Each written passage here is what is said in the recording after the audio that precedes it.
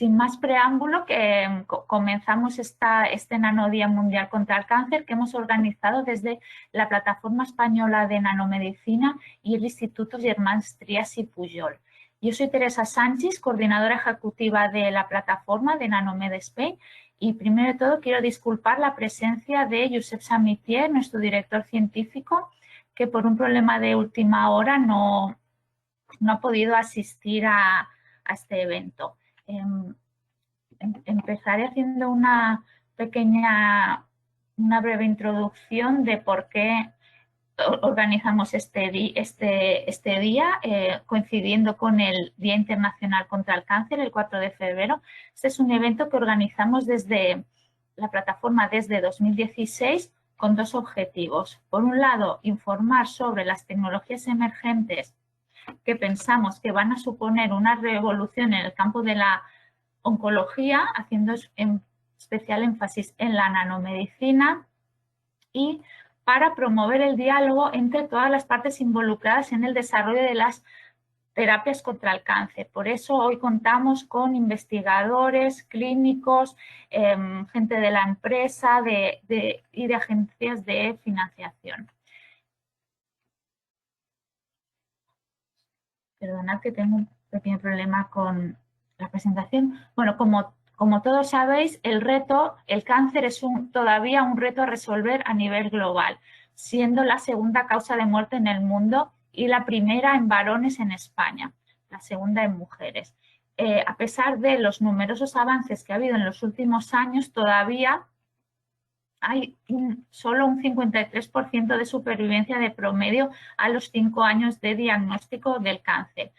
Y como digo, aunque ha habido muchos avances, existen todavía necesidades médicas no cubiertas. Por eso, entre otros, la Unión Europea ha elegido el cáncer como uno de sus proyectos estrella, de sus misiones, para su nuevo programa de investigación e innovación Horizon Europe. Yo, desde la Plataforma Española de Nanomedicina, que agrupa a todos los actores investigando en nanomedicina en España, desde universidades, centros de investigación, hospitales, empresas, así como agentes de financiación y representantes de las administraciones públicas. Brevemente quería explicar qué es la nanomedicina, ¿no? La nanomedicina es la aplicación controlada de la nanotecnología para conseguir avances en nanomedicina. ¿Y por qué es importante la nanotecnología? Porque la escala nanométrica es la escala a la que suceden numerosos procesos fisiológicos y es la escala en que de las partículas involucradas en la biología humana, ¿no? Desde moléculas, proteínas, virus, de manera que si somos capaces de visualizar los procesos a esta escala y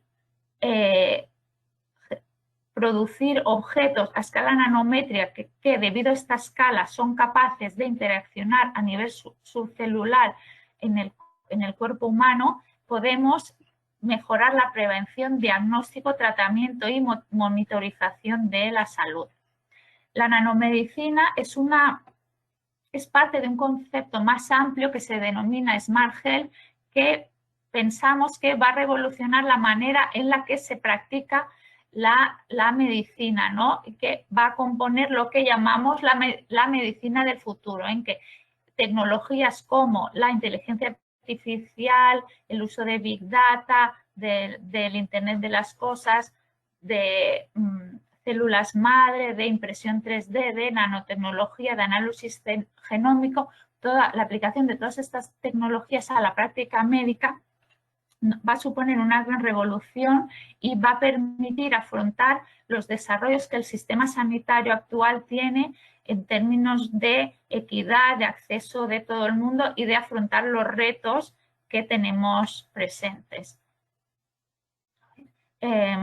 Como digo, la nanomedicina no es solo una cosa de futuro, sino que es también una cosa de presente. Ya hay fármacos y terapias basadas en nanomedicina y existen también numerosos ensayos clínicos en marcha, como podéis ver aquí, y siendo su gran mayoría en oncología. Esto abre también las puertas a una gran posibilidad también a nivel de generación de riqueza y de puestos de trabajo, porque el mercado de tecnologías médicas en Europa tiene también, como podéis ver aquí, un gran potencial y un nivel de crecimiento muy elevado. Volviendo a la nanomedicina, que es un campo general que se puede aplicar a muchas dolencias en las que hay necesidades clínicas todavía, como la diabetes, el Alzheimer, artritis, enfermedades raras, enfermedades infecciosas también. El cáncer es realmente una de las aplicaciones más en que pensamos que la nanomedicina tiene más potencial. La nanomedicina aporta soluciones reales para el diagnóstico y tratamiento de cáncer, tanto en sistemas de diagnóstico, de imagen médicas, de nanoterapias, vacunas y de medicina regenerativa. Así, por ejemplo, en diagnóstico podemos usar nanopartículas para mejorar el diagnóstico por imagen, en ICT, fluorescencia, etcétera, para diseñar sistemas de point of care para diagnóstico menos invasivo o no invasivo, para hacer biopsias líquidas, para una detección temprana y no invasiva y usar, por ejemplo, la mecanobiología para entender y prevenir la metástasis. Si hablamos de tratamiento, la nanomedicina nos permite generar terapias más eficientes y con menos efectos secundarios, tanto en radioterapia como en quimioterapia, donde podemos conseguir fármacos que sean más específicos, que solo actúen en las zonas donde deben actuar, teniendo por tanto más eficacia y menos efectos secundarios, en cirugía para localizar con más precisión tumores y metástasis, y también en lo que se llama tumor en chip, en fabricar en el laboratorio modelos del tumor específico de cada persona para poder evaluar cuál es el tratamiento más adecuado para cada paciente.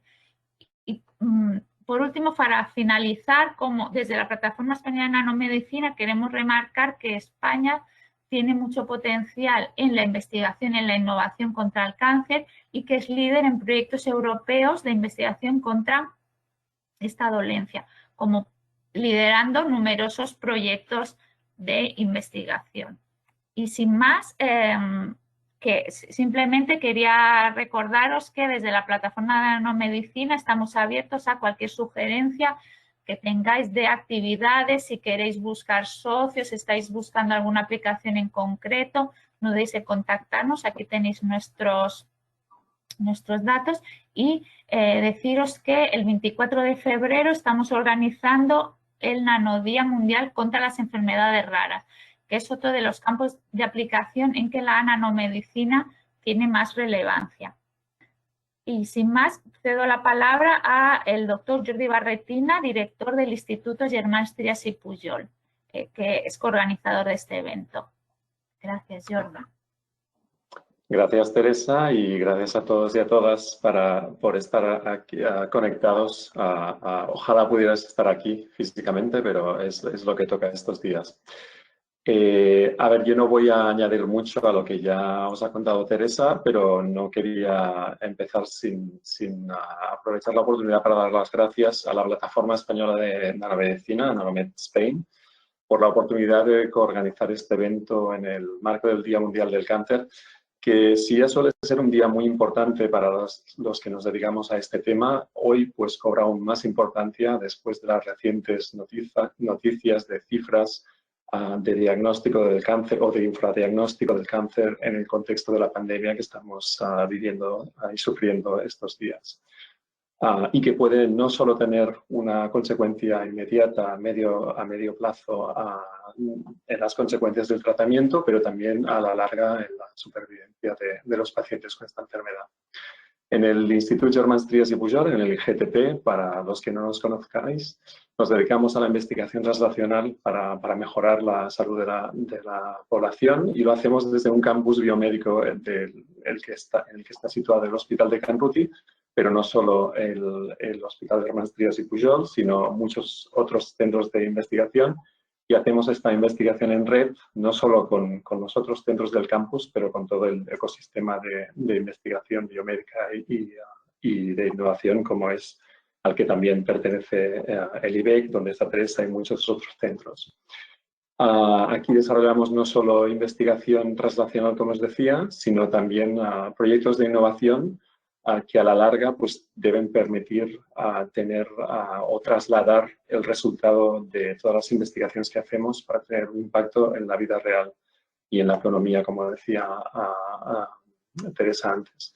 Para ello, disponemos de un equipo pluridisciplinar, tenemos a mucha gente con muchos backgrounds diferentes, desde médicos, medicina, enfermería, química, ingenieros, matemáticos, veterinarios, farmacéuticos, biotecnólogos y todas las disciplinas afines a la investigación biomédica, hasta el punto de que tenemos hasta un total de más de 700 personas trabajando en el campus en estos temas. Y es precisamente esta interdisciplinariedad que nos da, con muchos investigadores de cáncer, básicos, clínicos, translacionales, que nos permite explorar nuevas oportunidades, tanto en el diagnóstico como en el tratamiento del cáncer. La nanotecnología, vosotras y vosotros sois los expertos, pues, y como ha expuesto Teresa, y vamos a aprender y a escuchar durante toda la mañana, pues permite desarrollar nuevas o explorar nuevas oportunidades para un diagnóstico rápido y sensible de moléculas relacionadas con el cáncer y permite detectar cambios moleculares en muchos casos que implican a un pequeño porcentaje de las células en los tumores. Por todo esto, ofrece un potencial de generar no solo nuevos métodos diagnósticos, sino, como ha dicho Teresa también, tratamientos mucho más efectivos. Espero que esta jornada en la que se van a dar a conocer algunos de los avances recientes en esta disciplina os sea útil y, sobre todo, pues que permita también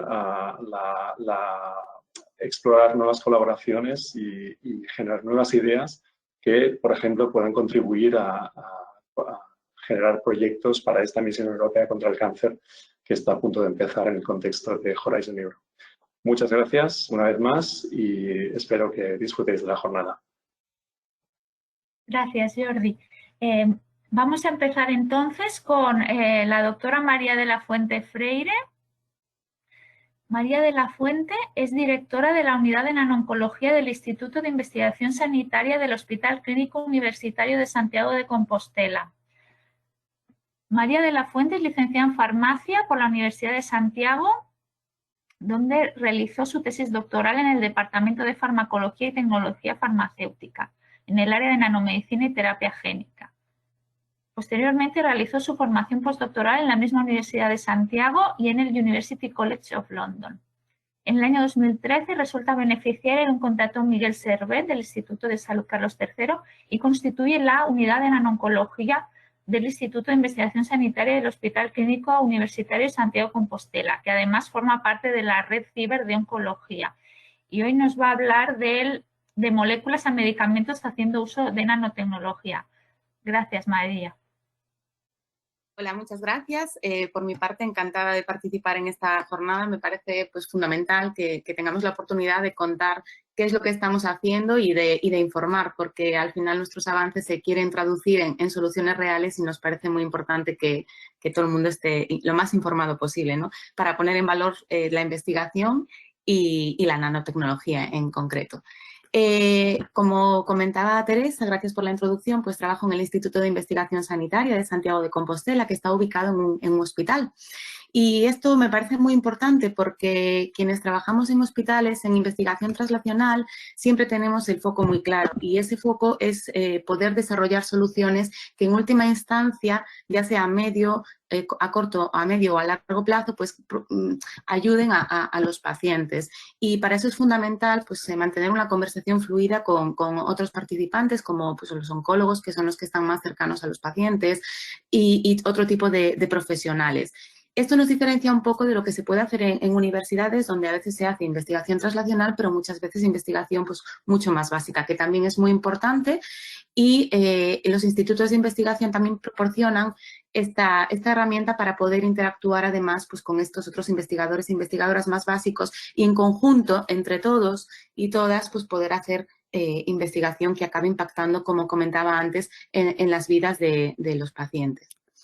En nuestro grupo de investigación hemos puesto el foco en cáncer, aunque a veces desarrollamos algún proyecto en otro tipo de enfermedades prevalentes, porque nos parece un reto enorme. Sigue siendo una enfermedad difícil de tratar, muy dolorosa para las familias y para los propios pacientes y donde creemos que hace falta todavía mucho desarrollo y mucha innovación.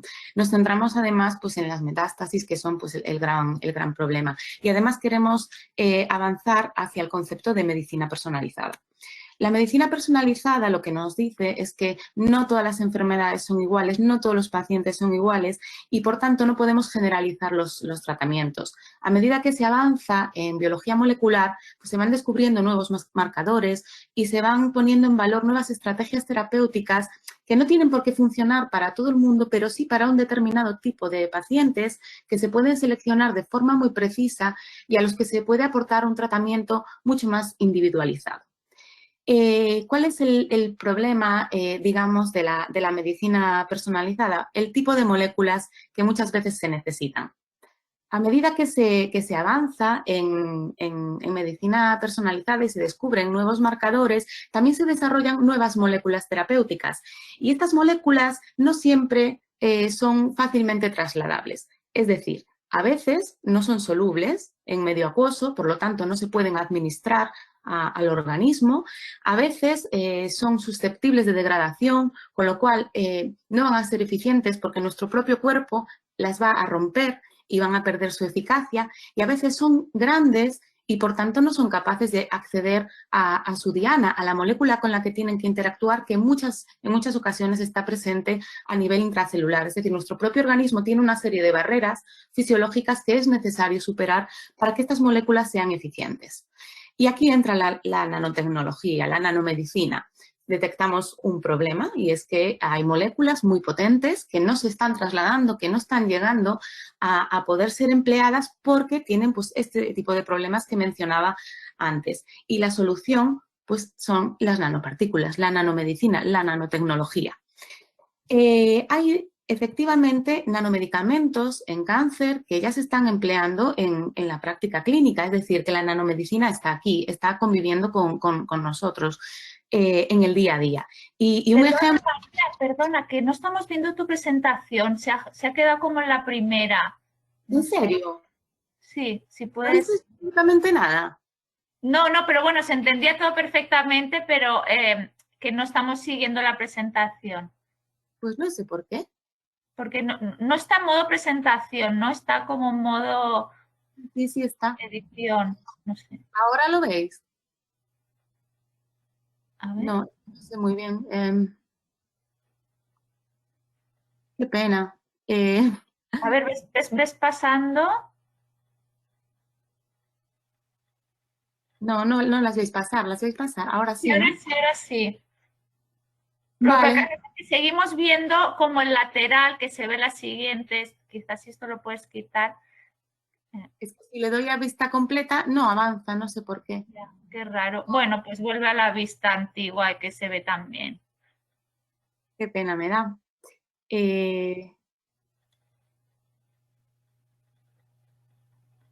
¿Ahora lo veis? No, ahora no vemos nada de tu pantalla. Vale. Voy a hacerlo así, a ver. ¿Ahora?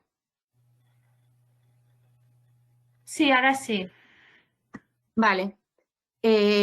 Pues iba por aquí, ¿no? Comentando un poco el concepto de medicina personalizada, estas moléculas que son prometedoras, pero que no terminan de poder llegar a la práctica clínica por estos problemas de biodisponibilidad, de estabilidad, etcétera.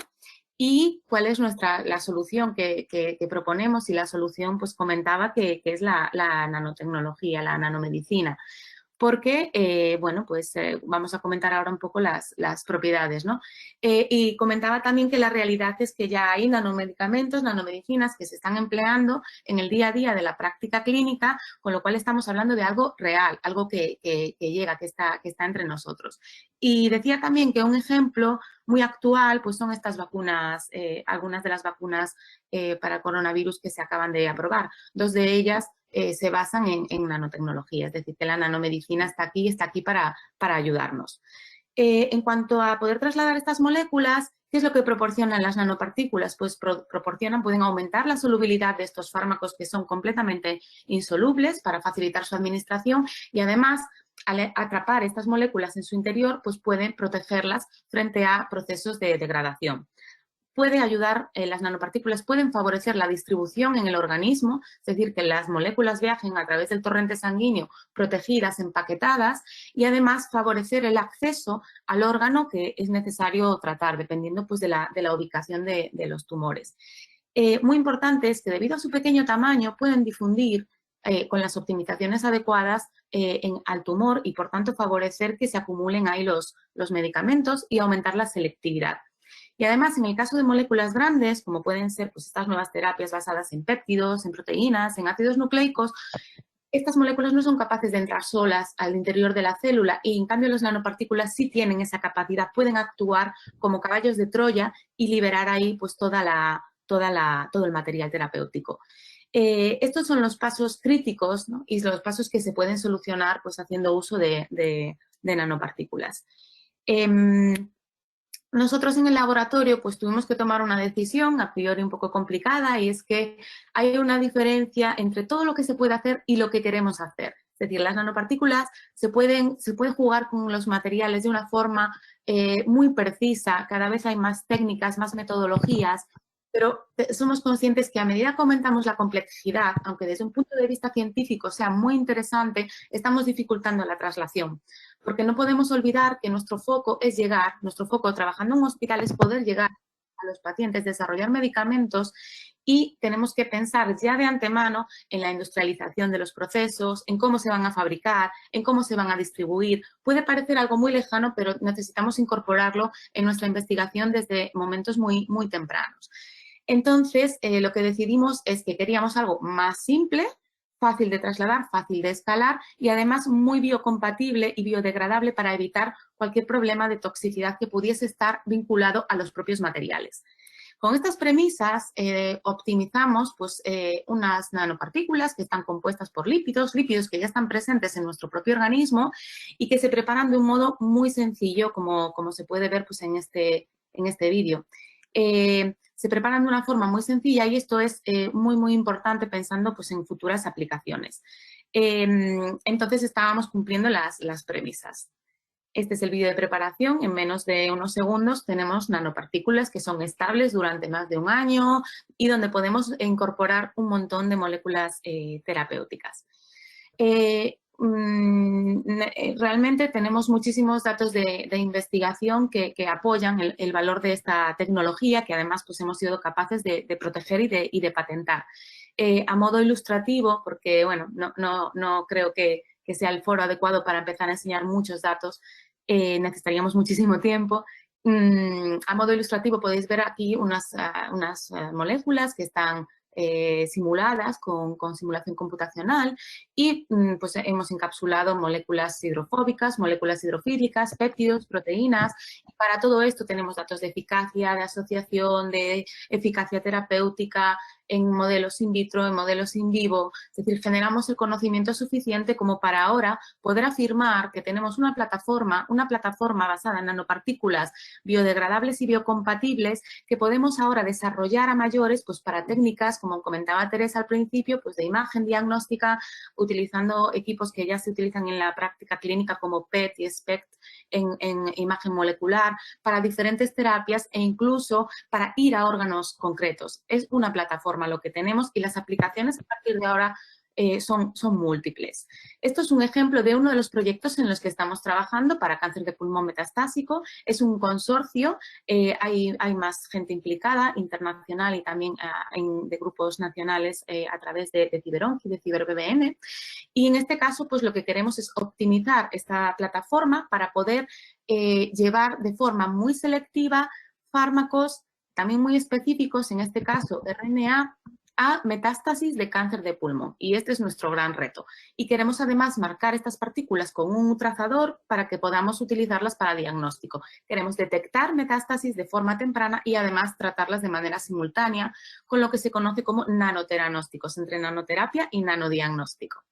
Otro de los proyectos, también en el marco de un consorcio europeo, pues es el PANIPAC, y en este caso nos centramos en cáncer de páncreas, que tiene otras dificultades añadidas. Es decir, en este caso nos molesta mucho el microambiente tumoral que tenemos que tratar también, porque es muy denso, hay un montón de células que están contribuyendo a que los tumores avancen. Entonces, en este otro proyecto, donde también participan investigadores e investigadoras internacionales y a través de Ciber, queremos tratar las células tumorales que se mueran de una forma muy inmunogénica para atraer al sistema inmune y además modular el microambiente tumoral para que deje de favorecer este crecimiento de los tumores. Y por último, mencionar que lo que también queremos hacer y estamos ahora mismo pues poniendo el foco es trasladar la tecnología. Y para eso, pues nos hemos empezado a aplicar a diferentes convocatorias de transferencia de tecnología, convocatorias específicas a través de la Xunta de Galicia, de la Caixa, del Instituto de Salud Carlos III, de la Plataforma Europea de Nanomedicina, porque a veces parece que la comercialización nos queda muy lejos y a veces somos nosotros mismos los que tenemos que impulsar esta transferencia. Y ahora mismo hay un ecosistema adecuado para poder trabajar en este sentido. Lo que vamos a hacer es incorporar una compañía, una spin-off, de nuestro Instituto de Investigación y del SERGAS, que se basa en esta tecnología que hemos desarrollado. La compañía se llamará Diversa, de Deliver Innovation for Versatile Solutions in Advanced Therapeutics, y la idea es, estamos trabajando ahora mismo en todos los aspectos para poder lanzar la compañía en mayo.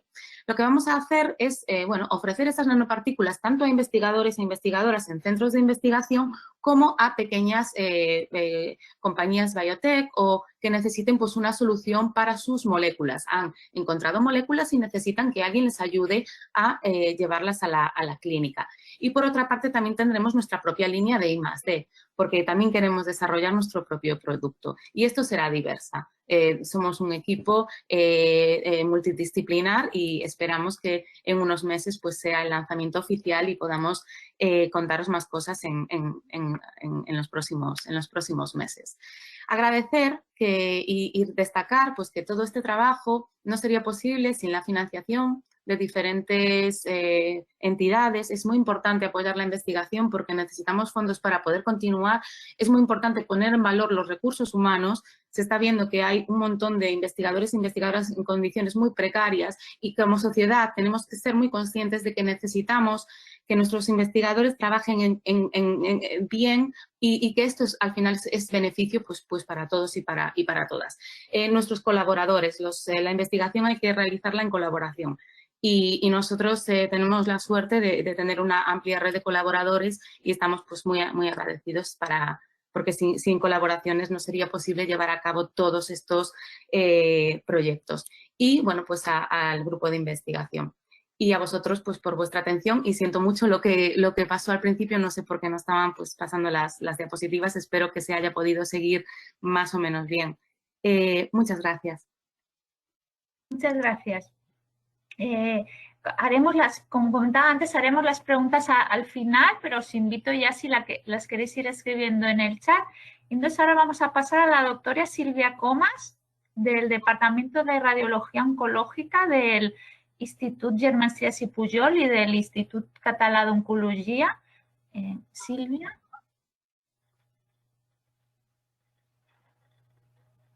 La doctora Silvia Comas es licenciada en Medicina y especializada en Radiología. Realizó su tesis en Radioterapia de glioblastoma en la Universidad Autónoma de Barcelona.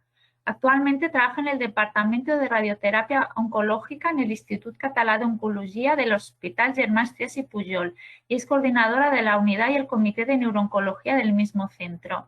Gracias, Silvia. Hola, ¿veis la pantalla? ¿Veis la presentación? Sí, lo que no te vemos a ti, no sé si tienes la cámara encendida. A ver, yo si me permites, igualmente, gracias por la presentación. Lo que sí que quiero aclarar es que yo soy oncóloga radioterápica, es una de las ramas de la oncología, y trabajo en el servicio de oncología radioterápica, que no tiene nada que ver con radiología. Ya está, solo quería mencionar... Perdona, es que lo tengo apuntado en inglés y lo he traducido así rápido. No te preocupes, en absoluto, no te preocupes. Simplemente decir que soy médico, que soy oncólogo. ¿Vale? Bueno, buenos días a todos. Yo hoy les hablaré brevemente de los escenarios que nos podemos encontrar, siempre desde un punto de vista clínico, que nos podemos encontrar hoy en día de combinación de nanomedicina, concretamente nanopartículas y radioterapia en el tratamiento de los pacientes con cáncer. Bien, a ver si puedo pasar la pantalla ahora. Vale. Bien, ya hemos visto que a pesar de los avances significativos que se han hecho en el tratamiento y en el diagnóstico del cáncer, este grupo de enfermedades sigue siendo una de las principales causas de muerte en todo el mundo. El estándar de tratamiento actual en oncología es la combinación de diferentes terapéuticas con la finalidad de incrementar de manera exponencial los resultados. Y uno de los pilares del tratamiento del cáncer, y tal vez uno de los menos conocidos o al menos uno de los menos explorados o explotados a nivel de investigación, si lo comparamos con las terapias sistémicas, es la radioterapia. Hay que tener en cuenta que más del 50% de los pacientes con cáncer van a recibir radioterapia en algún momento, en algún punto de su enfermedad, que es una terapia con una buenísima relación costo-efectividad. Es barata una vez tienes montado ya todo el sistema, lo que es importante, pero como cualquier tipo de terapia tiene una serie de limitaciones, pero también ofrece una serie de oportunidades que son únicas, que hace de la radio, creo, un compañero de combinación terapéutica bastante goloso. De modo muy simple, ¿en qué consiste la radioterapia? Se basa en la erradicación de células tumorales mediante la lesión del DNA, a la vez que intentamos proteger los tejidos sanos que se encuentran alrededor del tumor. Desde un punto de vista físico, en la práctica clínica se utilizan dos tipos de radiaciones ionizantes. Las más habituales son los fotones, son las ondas electromagnéticas de alta energía, los rayos X, pero también utilizamos partículas electrónicas hay partículas radioactivas, como electrones y protones. Radiobiológicamente, la radioterapia actúa sobre las células lesionando el DNA, bien sea de manera directamente sobre la molécula de DNA, o de manera indirecta mediante un proceso de radiolisis que generará toda una serie de radicales libres que acabarán lesionando también la molécula de DNA. La ventana terapéutica de la radioterapia al final no deja de ser un balance entre el control tumoral y las complicaciones que, por esto que hemos hablado de lesión del DNA, podemos tener en los tejidos sanos. El grueso de esta ventana o por dónde se vaya moviendo va a depender de la radiosensibilidad de los tejidos tumorales y sanos, y históricamente se han probado el uso de radiopotenciadores, el uso de radiosensibilizadores en la práctica clínica con el fin de aumentar esta ventana terapéutica, lo que permite reducir dosis, pero manteniendo el mismo control tumoral. A pesar de todo, actualmente todavía no tenemos guías de práctica clínica muy establecidas en este aspecto. Bien. La evolución de la radioterapia ha ido siempre de la mano de los avances tecnológicos que se han ido dando desde finales del siglo XIX, cuando se descubren los rayos X. Adicionalmente, también hemos ido incorporando y asumiendo los avances en biología para optimizar nuestros tratamientos, y actualmente hemos llegado a un nivel de precisión a la hora de definir nuestro target, nuestra diana terapéutica, muy alto. Somos capaces de adaptarnos incluso a los cambios morfológicos que va haciendo el tumor intrafracciones, somos capaces de traquear los tumores, pero al final estamos limitados por un plato tecnológico de la época en en la que vivimos, de manera que cualquier acción, cualquier combinación que permita hacer nuestros tratamientos más selectivos, más dirigidos hacia únicamente las células tumorales, pues siempre será bien recibido. En este contexto, el uso de nanopartículas parece que podría tener un papel a la hora de ampliar la efectividad la efectividad de nuestros tratamientos. Bien, el primer contexto es el más investigado y explotado, es el uso de las nanopartículas como vehículos para la liberación controlada de fármacos, con la intención de incrementar los resultados de los esquemas clásicos de quimio-radio. Aquí no voy a entrar mucho, para ello se han empleado moléculas orgánicas, formaciones liposomales, yo aquí no entro, polímeros, dendrímeros, pero también elementos inorgánicos que hacen de esqueleto para el fármaco. Las ventajas que ofrecen las nanopartículas ya nos las han explicado. Permiten ser diseñadas, si me permitís, a voluntad, con la estructura y la dimensión más conveniente en cada caso, y sobre todo lo que permiten es mejorar la farmacodinámica del fármaco, su degradación e incluso su eficacia. En este contexto, la radioterapia también ofrece una serie de oportunidades que está bien conocer. Aparte del efecto sobre el DNA, que hemos comentado ya, la radio tiene multitud de efectos a nivel del microambiente tumoral. Y estos efectos van a variar según el tipo de irradiación que estemos utilizando y también según las dosis de radiación que estemos utilizando. Se sabe que la radio actúa sobre el microambiente tumoral aumentando la permeabilidad de los tejidos, regula la expresión y la secreción de muchísimas citoquinas, de proteínas, atrae macrófagos al microambiente tumoral, estimula y modula el sistema inmunitario en esa zona, y también está descrito que la radioterapia podría favorecer por un efecto de retención la acumulación intratumoral de nanopartículas. Esto es un cuadro de nanomedicina aprobada, es un cuadro de 2020 de nanomedicina aprobada, y ya hay algunos de los compuestos que ya se describen, de las formulaciones, perdón, que ya se muestran en las guías como específicamente opciones que pueden combinarse con radiación. El que tiene más indicaciones a día de hoy es el Doxil, que se utiliza en cánceres oncohematológicos, en cáncer ginecológico, en sarcoma. Le siguen indicaciones Abraxane para cáncer de mama, para adenocarcinoma pancreático, en algún tumor ginecológico también, pero lo importante de esta diapositiva es que con el resto de compuestos, como veis, también se están llevando a cabo estudios de combinación específicamente con radioterapia. Esto es un buen paso, el intentar integrar a los esquemas de irradiación moléculas que ya están aprobadas para el uso clínico. Bien, el siguiente escenario del que os quería hablar es el uso de nanopartículas como radiosensibilizadores o como sinergizantes del efecto de la radiación. En este caso, parece que presentan ventajas las partículas basadas en metales, que tienen un número atómico alto y que son relativamente químicamente inertes. Teóricamente, ¿cómo funcionan estas nanopartículas en este contexto? Pues bien, por un lado, se les supone un efecto biológico propio que incluye las capacidades de crear estrés oxidativo, de arresto del ciclo celular, de inhibición de la reparación del DNA y de promoción de la autofagia. Y por otro lado, de manera adicional, se da el efecto clásico de radiosensibilización, que básicamente se basa en la creación de más especies de radicales libres capaces de lesionar el DNA.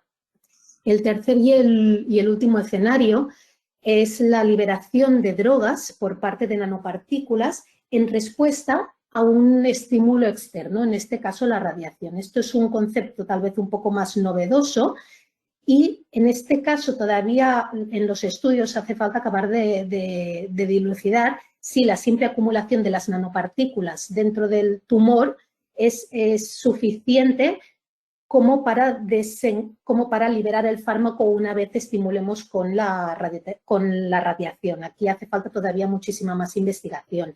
Es un concepto muy interesante a nivel de lo que sería la práctica clínica, pero todavía la investigación preclínica publicada es muy limitada.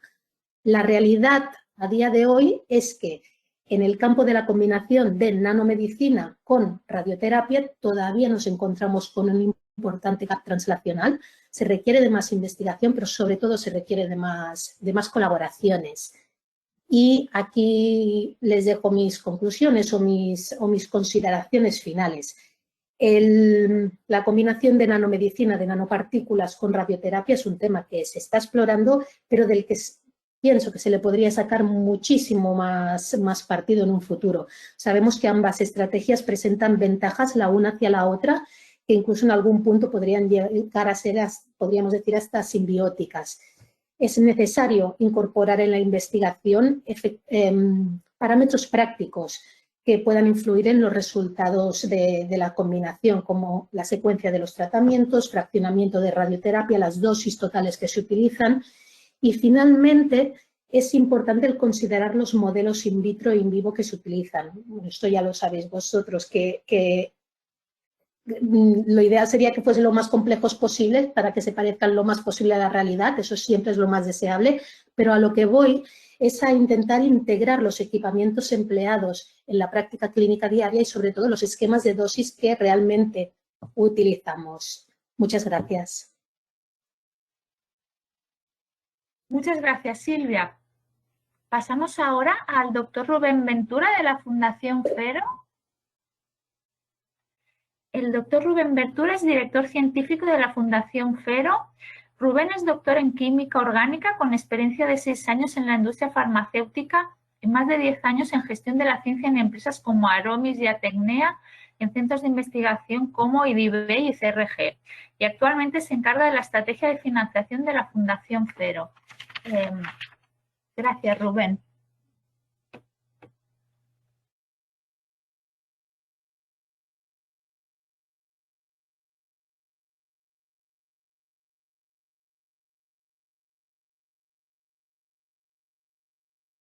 Rubén, no te oímos. No sé si...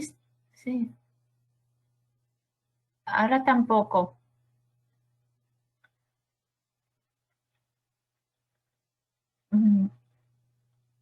No. Seguimos sin oírte, no sé.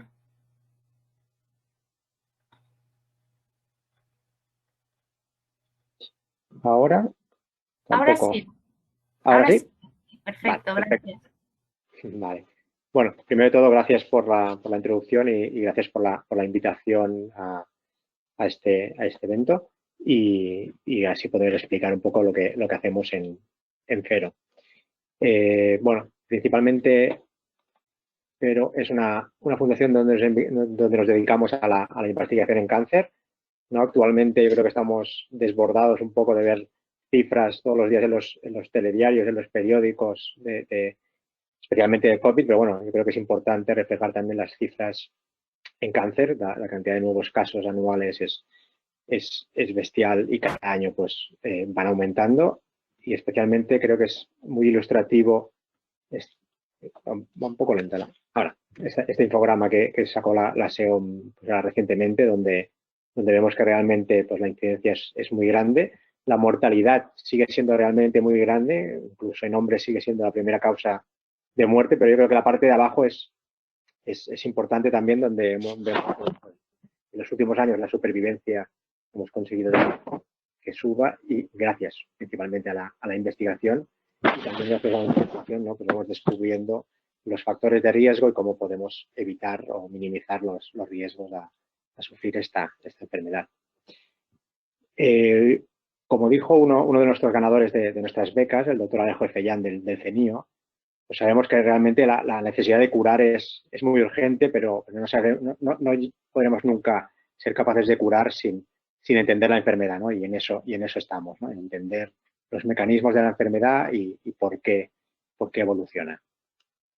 Pero nace de la mano del doctor Josep Baselga, ¿no? Un oncólogo, nace de la clínica, pero una clínica donde entiende que la investigación es clave para poder derrotar a la enfermedad. Él venía de Estados Unidos con un concepto muy anglosajón de la filantropía y lo que pretendió cuando volvió aquí pues fue intentar importar el modelo filantrópico, ¿no? Anglosajón, de involucrar a la sociedad civil en un tema tan importante como la investigación, ¿no? Nosotros somos una fundación privada 100% y dedicamos todos nuestros fondos a la investigación en cáncer, centrados sobre todo en investigación translacional. Entendiendo investigación translacional, pues eso, ¿no? La cuestión que aparece al clínico, ¿no? Que se traslade al laboratorio y las soluciones o las respuestas que encuentran en los laboratorios, pues que lleguen cuanto antes al paciente, siempre teniendo al paciente en el centro de esta investigación. En estos 11 años que nos dedicamos pues intensivamente a financiar proyectos, pues hemos dedicado más o menos unos 20 millones de euros a más de 50 proyectos. Hemos premiado a 26 jóvenes investigadores que iniciaban su carrera en España y además 4 convocatorias específicas en cáncer de mama, ¿no? Dedicando pues 2,5 millones a este tipo de ayudas, colaborando con aproximadamente unos 20 centros en España y teniendo un impacto en más de 200 publicaciones. Aquí podemos ver algunos de los proyectos que tenemos con algunos de nuestros colaboradores, que van desde financiar máquinas a programas como pues, el diagnóstico molecular avanzado en el Hospital de Vall d'Hebron de Barcelona o programas de startup en algunos centros de investigación. Estos son acuerdos que tenemos puntuales, individuales con centros de investigación. Y además de esto, tenemos pues, convocatorias abiertas donde los investigadores podéis aplicar. Poniendo el foco, sobre todo, en los jóvenes investigadores, porque sabemos que hay pocas ayudas y además hay pocas ayudas focalizadas en este rango, ¿no? Y si tiene que competir pues, un investigador que está empezando con alguien que está muy consolidado, es difícil competir en esta desigualdad de oportunidades. Entonces, tenemos, como os comentaba, nuestras becas FERO, ¿vale? Que son becas que las convocamos 2 veces al año, ¿vale? En las que están dirigidas principalmente a jóvenes investigadores que están iniciando su grupo en España, pueden estar todavía pues, del brazo de su mentor o haber iniciado ya ese salto y estar trabajando solos, para proyectos, como comentábamos, de oncología translacional y está abierto a todo tipo de tumores, ¿no? Entonces, tenemos un jurado que organizamos ad hoc para cada convocatoria, bueno, con una serie de parámetros, elegir los proyectos con mayor impacto en la clínica y de mayor excelencia, ¿no? Y son proyectos de 2 años y dotados con 80.000 euros. Para dar un par de pinceladas de que no son solo proyectos de tratamiento o proyectos más de ciencia básica, pues he traído dos ejemplos donde podéis ver que la nanotecnología tiene un papel relevante, ¿no? Sigo que avance la diapositiva.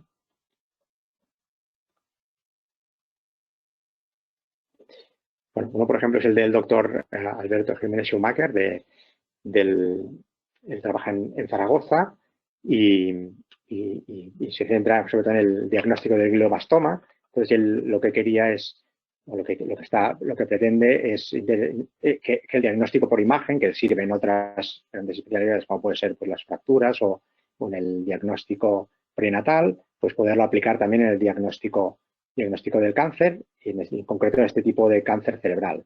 Entonces, lo que desarrolla pues son una serie de anticuerpos que los tiene que hacer modulares y muy pequeños para que sean capaces de atravesar la barrera hematoencefálica. Le une una serie de labels para que seamos capaces de poder detectarlos. Estos anticuerpos se unen específicamente a las células cancerígenas y esto nos permite poder detectarlas en el cerebro. Además, hay una parte tecnológica donde desarrolla un sistema de PET para poder detectarlos del tamaño, él siempre lo compara con el Nespresso, y el detector es del tamaño de una cafetera Nespresso, y además el hecho de poder jugar con diferentes marcadores hace que podemos saber si las células tumorales pues, son más afines a tomar pues, Roma o Cosi, ¿no?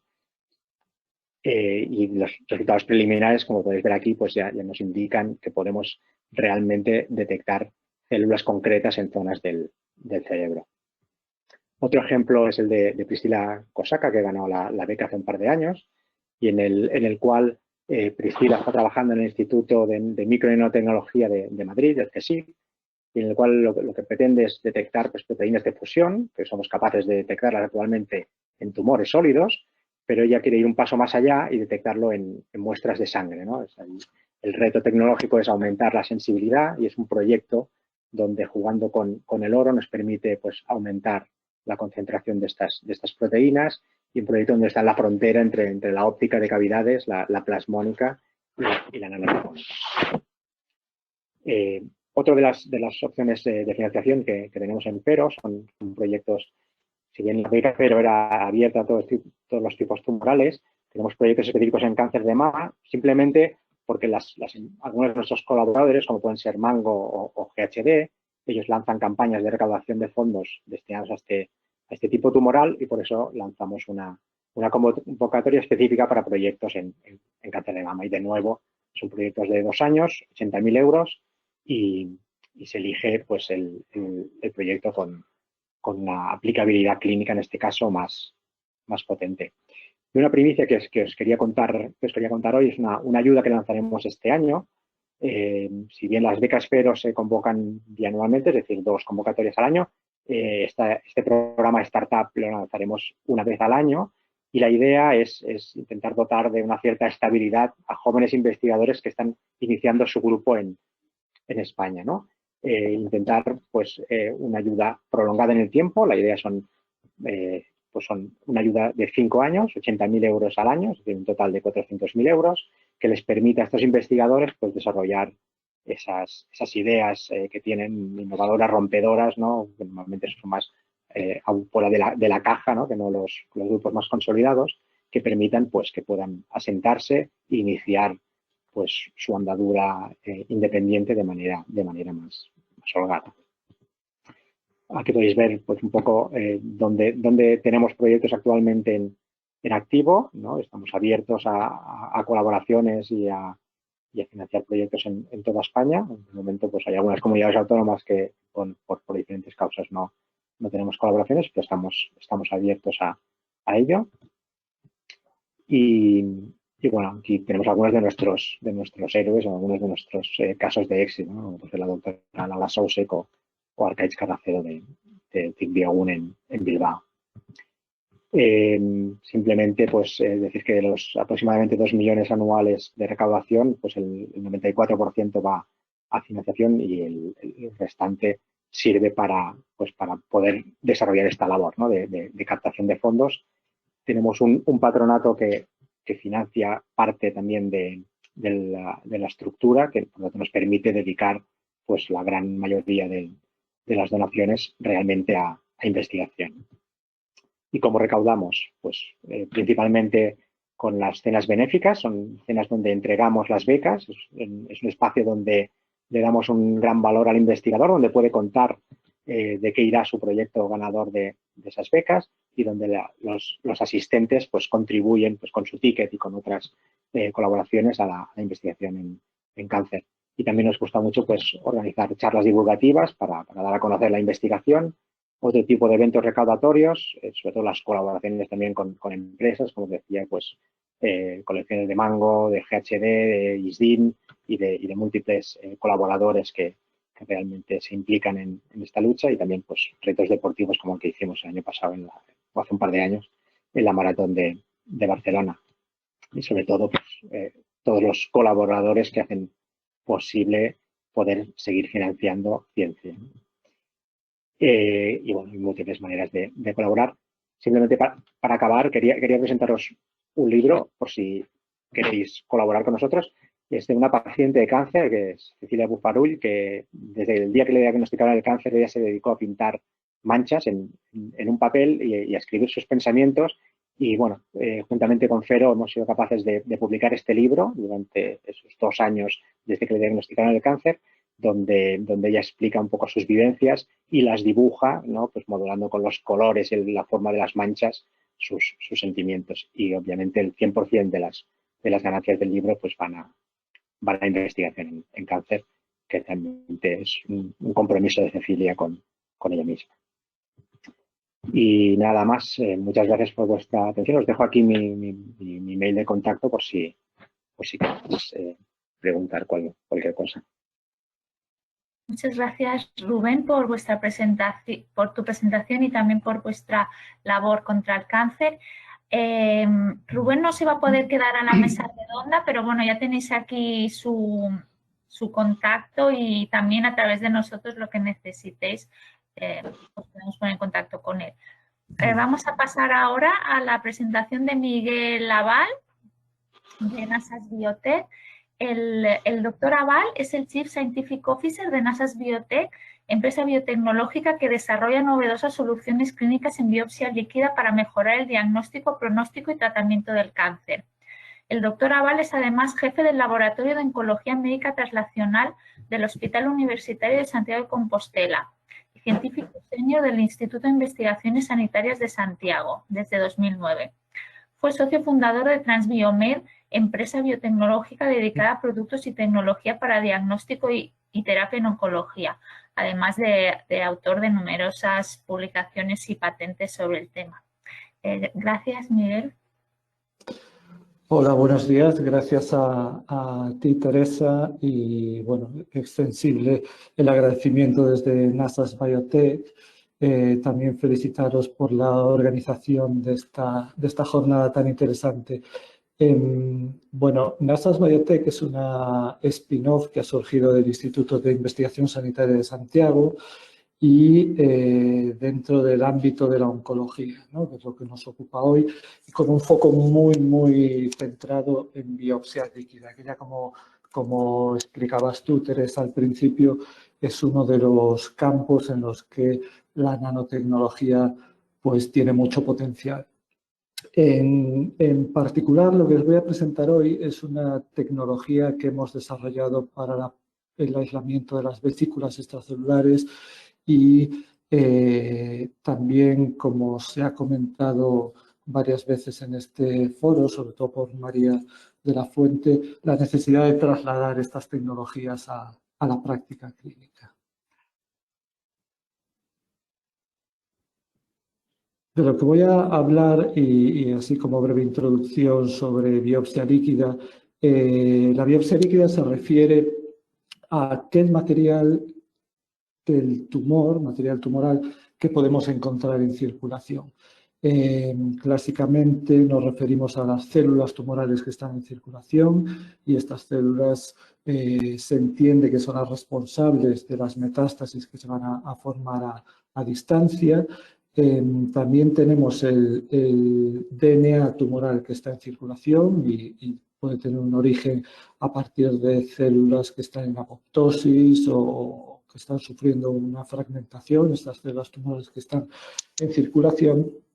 Pero en los últimos tiempos ha cobrado mucho interés el tercer componente de material tumoral que podemos encontrar en circulación, que son los exosomas o estas vesículas extracelulares. Es un grupo muy heterogéneo de estructuras membranosas, en las cuales habréis oído hablar sobre todo de los exosomas, y proceden de un proceso de secreción por parte de las células tumorales y están enriquecidas en material tumoral. Es un mecanismo que utilizan mucho las células para comunicación entre células o incluso comunicación a distancia, y aquí surge el concepto del nicho premetastásico, pero sobre todo el interés de estas vesículas en biopsia líquida es porque representan un material muy atractivo a la hora de analizar biomarcadores. Y es muy atractivo porque, como el material tumoral está encapsulado en estas vesículas, está protegido de factores externos que lo puedan degradar, y puede ser muy específico a la hora de analizar biomarcadores tumorales. El problema con estas vesículas extracelulares a la hora de trasladarlas a la clínica son los métodos de aislamiento. Aquí resumo los principales que tenemos hoy en día, sobre todo la ultracentrifugación es el método estándar, el gold estándar, y se trata de centrifugaciones sucesivas que van eliminando células o restos de bris celular, y después con una centrifugación a altas velocidades lo que conseguimos es precipitar esos exosomas. Otros métodos son la ultrafiltración, la size exclusion chromatography, métodos de inmunoafinidad que utilizan pues, partículas magnéticas recubiertas con anticuerpos, sistemas de microfluídica. Todos ellos son sistemas muy complejos, costosos y que necesitan un procesamiento que la mayoría de las veces no es compatible con su aplicación en la rutina clínica. Y por eso han surgido en los últimos tiempos unos métodos de aislamiento basados en precipitación, agentes de precipitación que simplemente formando complejos permitan la purificación de esas vesículas. Y esto es lo que hemos desarrollado en NASAS, esta tecnología ExoGAC, precisamente para buscar eso, un método de aislamiento de vesículas que sea específico, raro y poco costoso, para que podamos realmente llegar con estas vesículas a la práctica clínica. El mecanismo de ExoGAC es muy simple, es un reactivo que se une a residuos de glicosaminoglicanos que se encuentran en la superficie de las células y, por extensión, en la superficie de estas vesículas extracelulares, forma complejos con estos residuos y estos complejos se pueden precipitar. Aquí muestro un par de ejemplos de la caracterización de estas vesículas que somos capaces de aislar con ExoGAC. Tenemos en el panel de la izquierda un nanoparticle tracking análisis de estas vesículas con un tamaño de unos entre 100 y 300, 400 nanómetros compatible con las medidas, la talla de estas vesículas, e imágenes por microscopía donde realmente vemos que estamos purificando estas vesículas extracelulares. Comparado ExoGAC con el método, con el gold estándar de la ultracentrifugación, lo que vemos es que tiene en estos medios de cultivo condicionados de células tumorales, tiene una eficacia similar, es muy similar su eficacia, pero lo que sí nos permite es una pureza mucho mayor. Somos capaces de coprecipitar muchas menos proteínas que con el método estándar de la ultracentrifugación.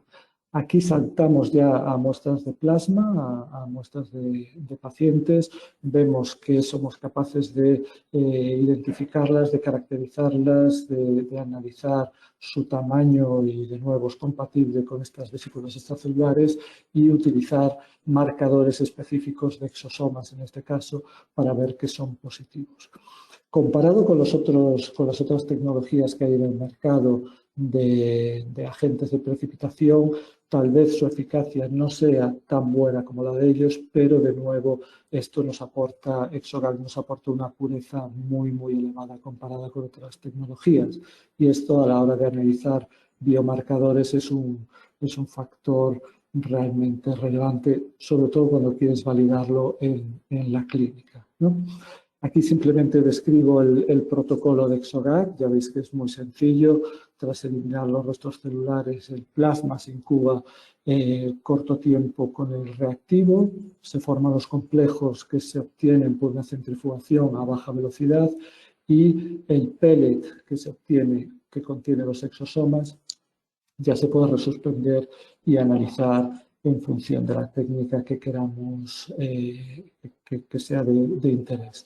Pongo 3 ejemplos de muestras que son clínicamente relevantes, como es el plasma, el suero o la orina, en la que somos capaces de aislar estas vesículas y de caracterizar marcadores mediante citometría.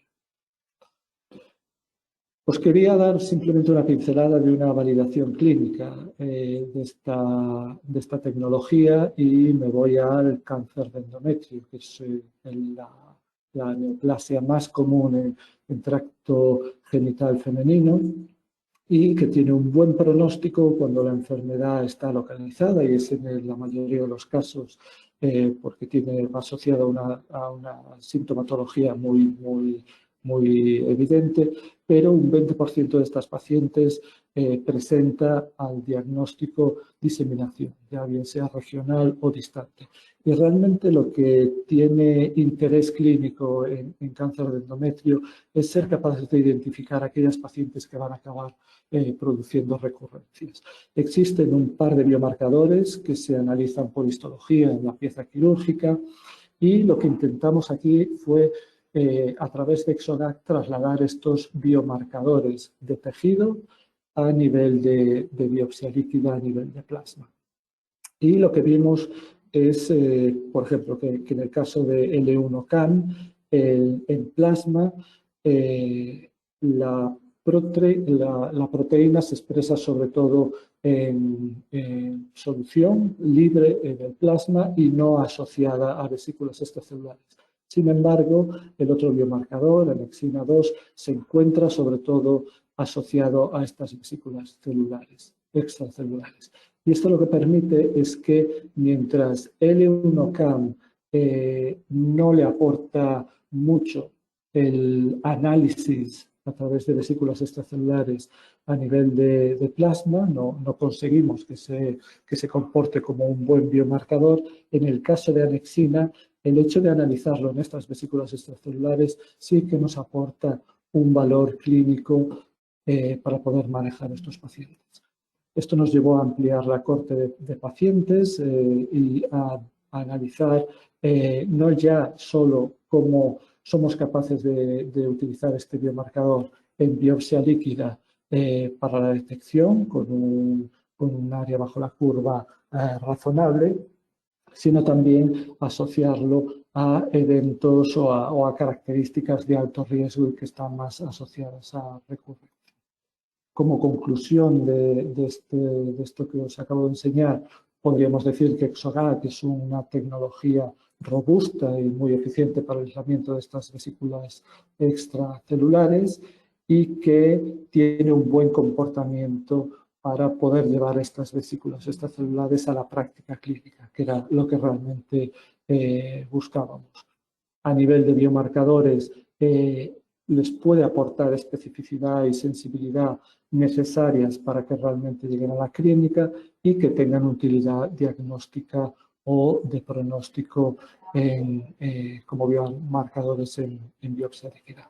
Lo que estamos haciendo ahora es trasladar esta tecnología a otras técnicas que se utilizan mucho en biopsia líquida, como es el análisis del DNA o del RNA, que, como decía al principio, como está contenido en estas vesículas, les aporta una gran protección y, por tanto, se puede facilitar su análisis, ¿no? Aquí os presento pues, análisis mediante PCR cuantitativa de niveles de RNA, que antes era impensable analizarlos en plasma o de microRNAs, o también a nivel de DNA, que en oncología tiene mucho valor a través de la PCR digital, pues poder seguir mutaciones puntuales en pacientes o fracciones alélicas de estas mutaciones que nos monitoricen, por ejemplo, la respuesta a un tratamiento o paneles de metilación que nos puedan indicar respuesta o seguimiento también de terapias. Y esto era lo que quería presentaros desde NASAS, esta tecnología para el aislamiento de vesículas extracelulares y poder trasladarlo a la clínica. Muchas gracias. Muchas gracias, Miguel, por dar tu visión desde la empresa biotecnológica. Ahora pasamos a Vanessa Abón, de la Asociación Española contra el Cáncer. Vanessa es licenciada en Ciencias Biológicas por la Universidad Complutense de Madrid y máster en Biología y Tecnología de la Reproducción por la Universidad de Oviedo y doctorado en Ciencias Biomédicas en la Universidad de Lovaina, de Bélgica. Desde 2019 es gestora de proyectos en la Fundación Científica de la Asociación Española contra el Cáncer. Entre otras funciones, participa en la publicación de las convocatorias de ayudas AECC y en el seguimiento científico a los proyectos adjudicados. Vanessa, no sé si puedes encender tu cámara, que no te vemos. Ay, sí, perdón. ¿Me veis? Sí, ahora sí. ¿Me oís también? Vale. Sí, todo perfecto. Gracias, Vanessa, por explicarnos vuestra visión desde una asociación de pacientes y que es también agente financiador muy importante. Gracias. Vale, nada, gracias a vosotros. ¿Ves mi pantalla bien? Sí, todo bien. Vale. Bueno, como sabéis, yo soy de la Asociación Española contra el Cáncer, una asociación de pacientes que tiene 3 misiones principales, que es prevenir el cáncer, acompañar al paciente y invertir en investigación. Todo lo que la AECC invierte en investigación se gestiona desde Fundación Científica, que es de donde soy, de donde vengo, y solo os voy a hablar de las actividades que hacemos y de las ayudas que financiamos. Y no pasa de diapositiva, no sé, ¿qué puede pasar? Vale. Entonces, os voy a hablar muy brevemente del calendario, de las ayudas que ofrecemos, de la compatibilidad y de cómo podéis solicitar nuestras ayudas. Bueno, en cuanto al calendario, tengo la mala noticia, entre comillas, que la mayoría de nuestras ayudas las publicamos a mediados de noviembre y están abiertas entre 1 mes y 2 meses, lo que significa que muchas de las convocatorias ahora mismo están cerradas, la mayoría de ellas, pero bueno, sí que tienen carácter anual, entonces en noviembre del 2021 volveremos a abrir todas ellas e incluso alguna más. Entonces, se pueden clasificar en 3 grandes bloques. Por un lado, la investigación translacional básica y translacional. Por otro lado, también tenemos ayudas a la innovación y también ayudas a la investigación clínica. Mi ratón no lo veis, ¿verdad? Cuando señalo. Bueno. Entonces, en cuanto a, tenemos algunas de estas ayudas destinadas a personas, que significa que solamente financiamos el salario del investigador. Pues primero voy a hablar de las ayudas a personas. Intentamos cubrir todas las fases de la carrera investigadora. Entonces, sí que cubrimos etapas desde las prácticas de un estudiante universitario hasta que ya se consolida como un investigador principal de un grupo. Entonces, de forma muy breve, en las prácticas de estudiantes universitarios las pueden realizar durante el verano o durante el curso académico en cualquier laboratorio de investigación en cáncer. Y luego, cuando ya se licencia o se gradúa, pues sí que tiene la opción de continuar su carrera con una tesis doctoral. Aquí la única peculiaridad de nuestras ayudas predoctorales es que dependen de la sede provincial de la zona. Por ejemplo, las ayudas predoctorales de Barcelona dependen de que las financie, de que las convoque AECC Barcelona. Las ayudas de Murcia, pues de que las convoque la sede provincial de Murcia y así. Y tiene una duración de 3 más 1, de 3 años más 1. Luego tenemos las becas postdoctoral, digamos que es postdoctoral junior, destinado a aquellas personas que han terminado, han hecho el doctorado hace menos de 4 años y estas sí que, bueno, se pueden solicitar para realizar el postdoc en cualquier laboratorio. Y cuando ya ha realizado una primera estancia postdoctoral, también tiene la opción de hacer solicitar una ayuda de investigador, donde el único requisito es que haya tenido una estancia previa de predoctoral y haya tenido el doctorado hace más de 4 años.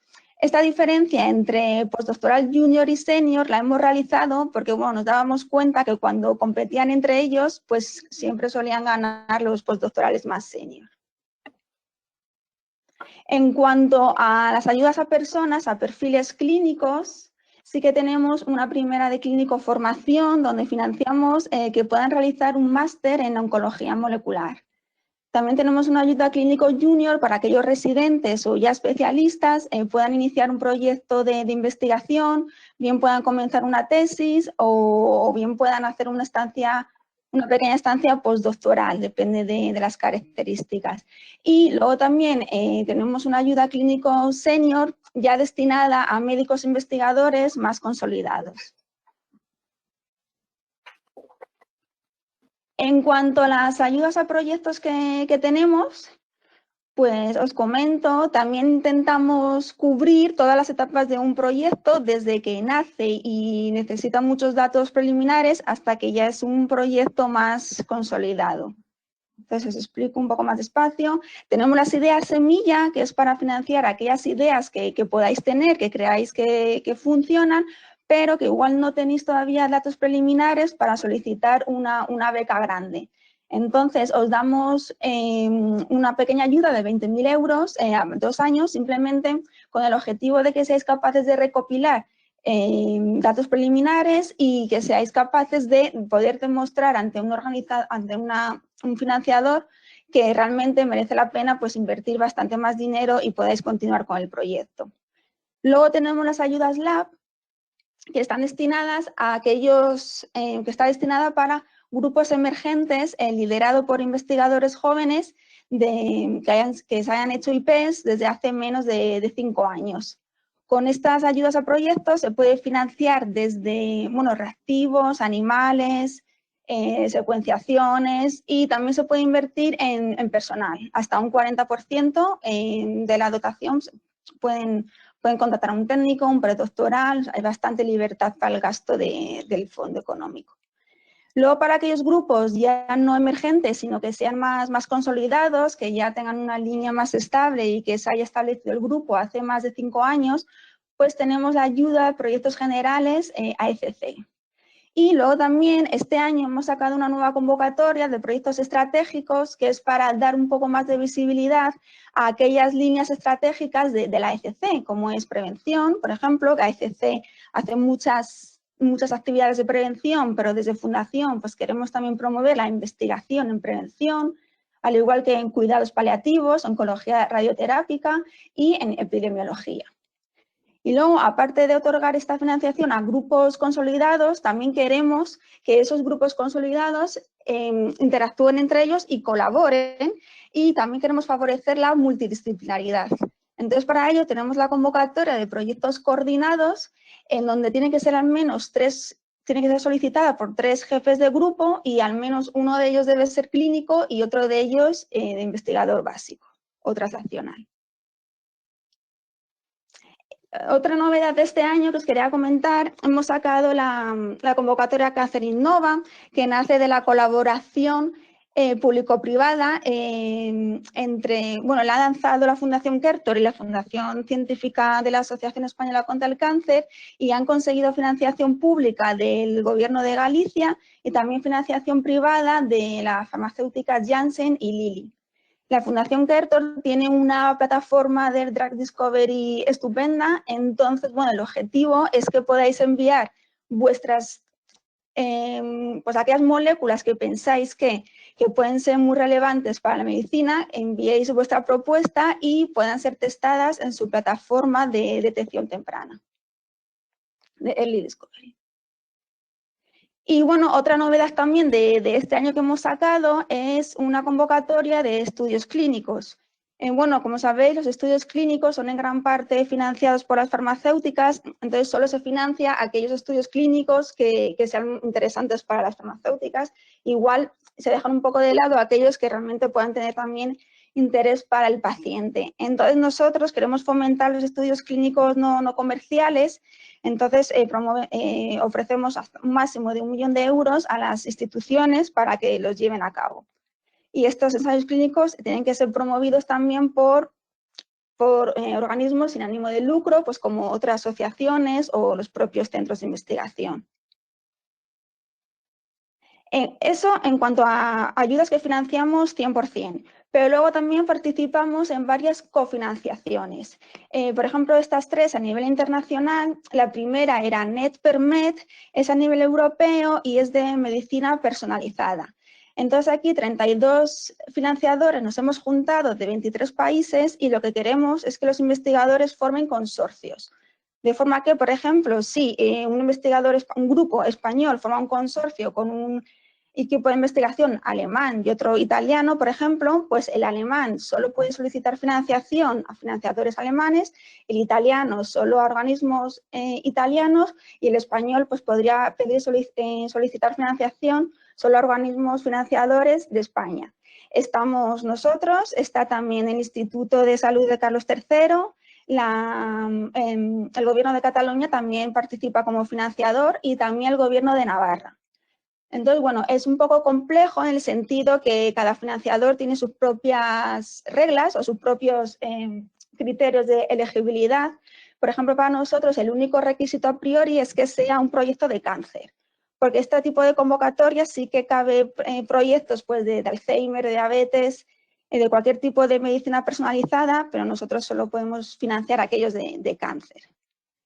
Y bueno, la deadline es ahora en 4 de marzo, para fecha que tenéis para enviar vuestra pre-proposal, y si este año ya es muy tarde, el año que viene se volverá a abrir.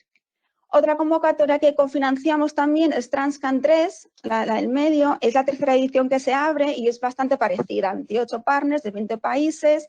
Aquí la única diferencia es que todos los proyectos son de cáncer y que cada año sí que hay como una temática diferente. Igual un año solo se financian proyectos de inmunoterapia, otro igual solo de microambiente tumoral. La temática que se financia va variando.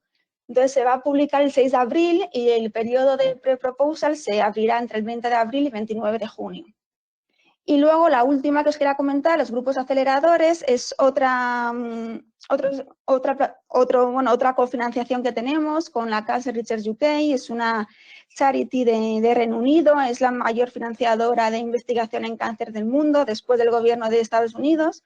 Y junto a ellos y junto a otra ONG también de Italia, nos hemos juntado los tres para fomentar grupos colaboradores investigadores entre el Reino Unido, España e Italia. Esta convocatoria se abre cada 2 años y ahora está planeado que se abra a final de este 2021. Y bueno, un poco, forma rápida la compatibilidad de nuestras ayudas, pues tenemos un poco la filosofía de que al menos cada laboratorio pues pueda tener una ayuda a personas, una ayuda a proyectos y luego, bueno, pues que esas dos sean compatibles pues con ayudas pequeñas como pueden ser las semillas o que sean también compatibles con las ayudas internacionales o con las predoctorales, que son las que dependen de las sedes provinciales. Y bueno, ¿y cómo realizar una solicitud? Este año también hemos estrenado una nueva web y una nueva plataforma de gestión de ayudas. Entonces sería simplemente meterse en AICC, darle a la pestaña de investigación, área del investigador, y ahí ya tenéis acceso directamente a nuestro área de Fundación Científica y tenéis acceso a todas las ayudas que vayamos publicando.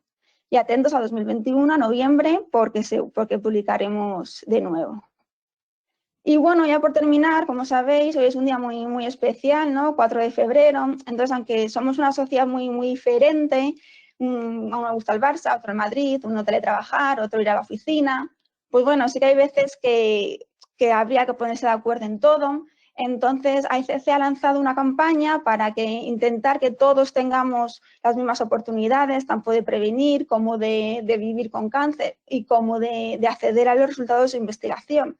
Entonces, bueno, aquí en Acuerdo contra el Cáncer, pues os animo a que simplemente firméis y para hacerlo más fuerte esta nueva iniciativa. Y de momento eso es todo. Muchas gracias. Muchas gracias, Vanessa, y realmente felicidades por esta iniciativa porque creo que el tema del acceso equitativo a tratamientos contra el cáncer y para tratar las secuelas y todo, realmente es una cosa que como va a ir en aumento, ¿no? Y que realmente es muy importante tener esto en cuenta. Y para finalizar, tenemos nuestra última ponencia antes de la mesa redonda. Os recuerdo que podéis escribir vuestras preguntas o comentarios en el chat. Mientras tanto, la última ponente es Elena Martínez, del Instituto de Bioingeniería de Cataluña. Elena es doctora por la Universidad de Barcelona. Durante su doctorado fue estudiante visitante en la Universidad de California en Berkeley y en la Universidad de Uppsala. Posteriormente realizó una etapa postdoctoral en el EPFL de Lausana. En 2009 fue investigadora visitante en el Imperial College de Londres con la profesora Molly Stevens. Desde 2013 es Group Leader del Grupo de Sistemas Biomiméticos para Ingeniería Celular en el IBEC, en el Instituto de Bioingeniería de Cataluña, y es además también profesora de la Universidad de Barcelona. Gracias, Elena, por estar aquí en la jornada y te paso el micro. Muy bien, muchas gracias. ¿Me oís y veis la presentación, verdad? Sí. Entiendo que sí. Bueno, buenos días a todos y muchas gracias, Teresa, por invitarme a estar en esta jornada. Hoy voy a presentar las soluciones para biodetección y de bioingeniería que nosotros intentamos abordar en nuestro grupo para el diagnóstico y el tratamiento del cáncer. Antes de empezar, muy brevemente, a ver si me deja, sí. Recordaros a los que quizás no están familiarizados con el IBEC, que en el Instituto de Bioingeniería de Cataluña somos 22 grupos trabajando, más de 350 personas, y que somos un instituto altamente interdisciplinario y que nuestra investigación está focalizada en el uso de la bioingeniería para tratar temas de medicina del futuro, de envejecimiento activo y de terapia regenerativa. Y ahora sí pasamos a la parte que os voy a contar hoy de lo que hacemos en nuestro laboratorio. Básicamente, en nuestro grupo nos dedicamos a desarrollar nuevas tecnologías que sirvan para intentar mejorar el desarrollo de fármacos en fase preclínica. Sobre todo nos enfocamos en nuevos modelos in vitro que se puedan utilizar pues, en diferentes aplicaciones, desde estudios de toxicidad hasta modelización de enfermedades, y que integren además diferentes dispositivos como pueden ser biosensores y dispositivos que son órgano en chips o órganos en un chip. Y para ello, pues utilizamos tanto técnicas que vienen desde el campo de la microfabricación, como puede ser pues, la bioimpresión, como técnicas que vienen del campo de la biología, como pueden ser, por ejemplo, los organoides o las células madre. Hoy os voy a explicar dos proyectos, uno que ha finalizado ya, que llevamos a cabo en el laboratorio, y otro que está empezando ahora y que creo que forman un buen ejemplo de lo que podemos hacer en nuestro laboratorio. El primer proyecto es un proyecto europeo denominado GLAM. ¿Vale? Este proyecto lo que pretendía era desarrollar un biosensor que fuera de carácter multiplexado, es decir, que pudiera evaluar diferentes biomarcadores, y lo enfocamos a la mejora en el diagnóstico y la terapia, sobre todo la monitorización de la terapia del cáncer genitourinario. ¿Por qué? Pues porque básicamente las muestras para las que está diseñada este dispositivo son muestras de... La tecnología en la que se basa este biosensor es tecnología fotónica, es una tecnología relativamente novedosa que tiene como ventaja pues, que las moléculas se detectan de una manera sin necesidad de marcadores adicionales, como puede ser el uso de fluoróforos. En principio es una tecnología simple de utilizar, es decir, que utilizamos la muestra, en este caso orina, sin procesar. Y la idea era acabar el proyecto pues, con un prototipo que fuera un dispositivo portable y que permitiera pues, tener esta lectura de varios marcadores multiplexados. Y para poder obtener una buena sensibilidad, el dispositivo estaba basado en unos dispositivos fotónicos relativamente novedosos que se denominan microanillos láser y que os voy a intentar explicar a continuación.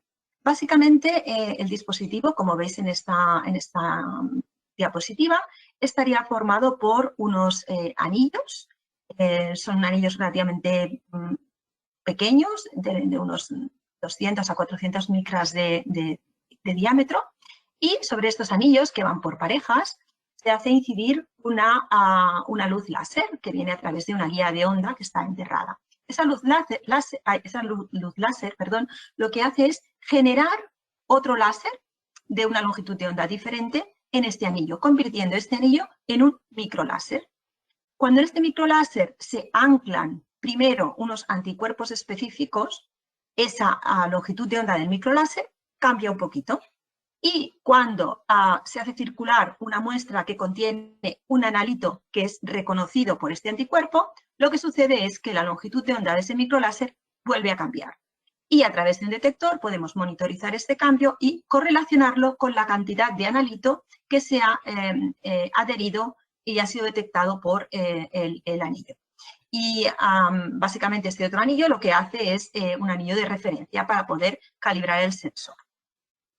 Este proyecto europeo, que como os digo ya acabó en 2019, estaba liderado por Leitat, con la participación pues, del IBEC, de la Universidad de Twente, de Winsoft, una empresa israelí, de la Universidad Libre de Bruselas, el ICFO, el Hospital Radboud en Holanda, Novelic, una empresa de integración en Serbia, Optocap, una empresa de producción de cartuchos integrados en United Kingdom, y Obelis, que básicamente se encargaron de todo el proceso de preparar la regulatoria para que este dispositivo, pues en un futuro pueda llegar al mercado, si puede llegar al mercado, esté todo más o menos listo.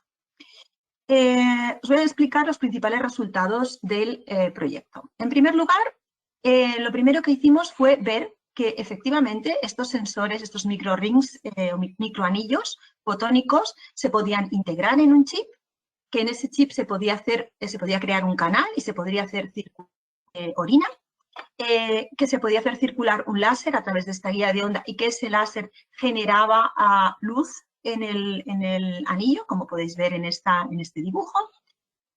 Además, lo que hicimos fue crear un sistema de funcionalización específico, de manera que los anticuerpos, que en este caso son fluorescentes, se pudieran anclar de manera específica en el anillo y no en el resto de la superficie del sensor.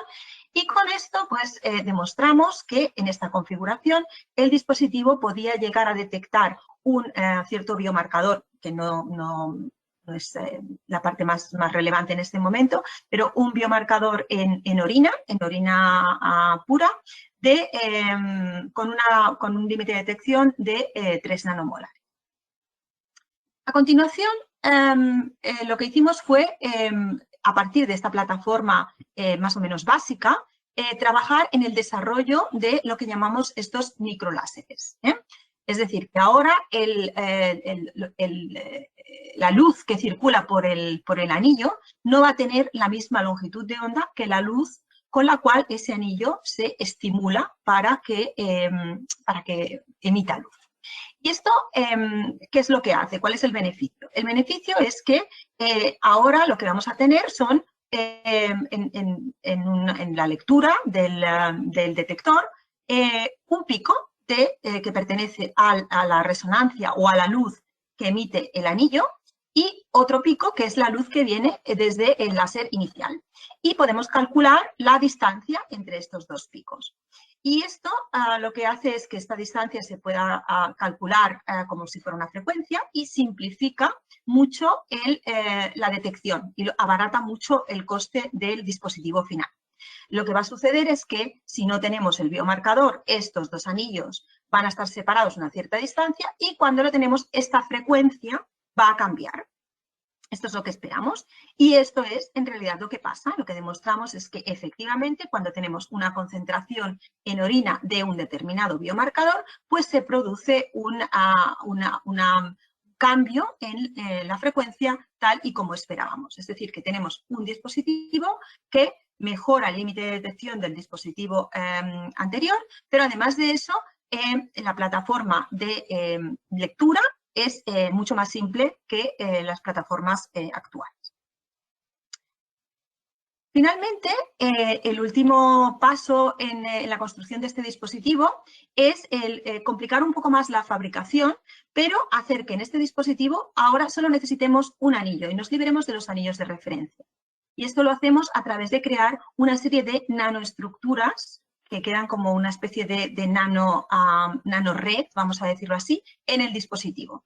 De manera que esto se puede fabricar y hace que este dispositivo sea tremendamente estable con la temperatura, que es la que introduce el ruido, y que no haga falta tener un anillo de calibración, sino que es lo que llamamos un dispositivo de autorreferencia.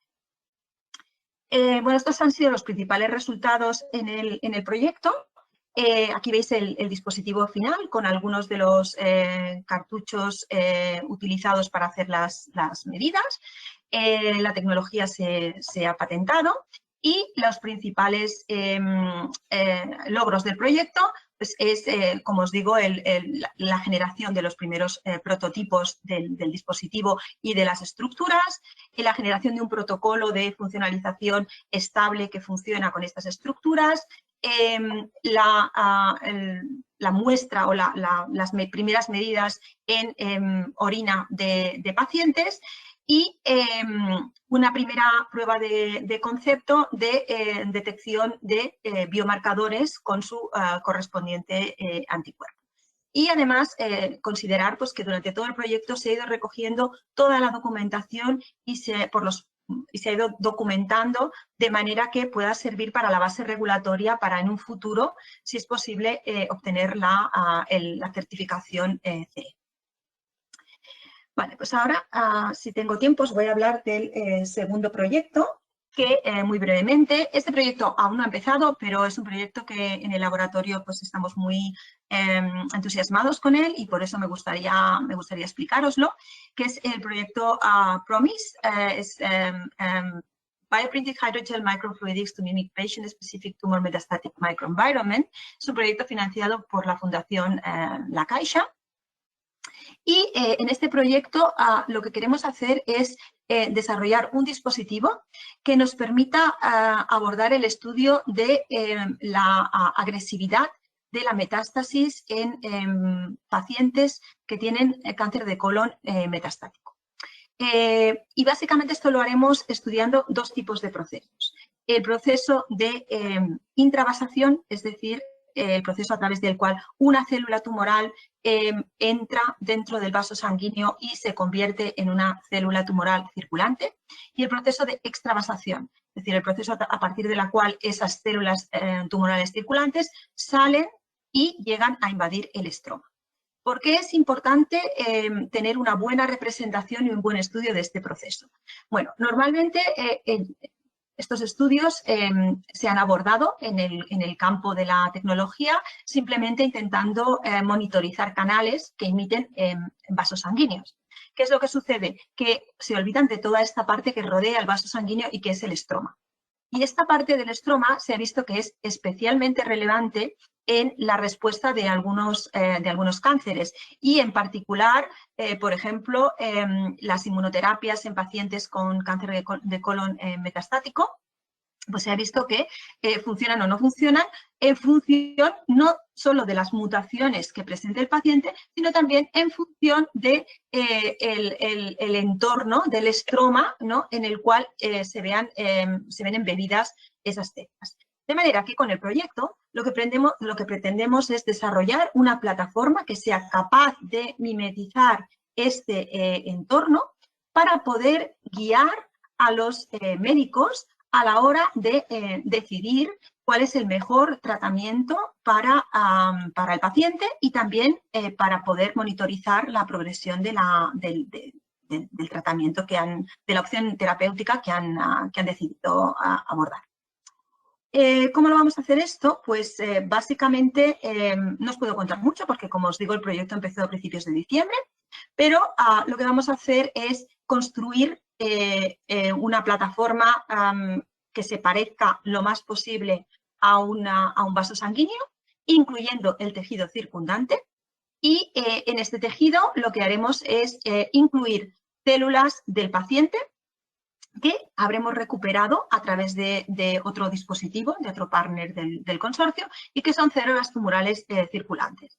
Y lo que veremos es cuál es la capacidad que tienen esas células tumorales circulantes de intravasar, es decir, de atravesar la membrana endotelial y convertirse en células potencialmente metastáticas.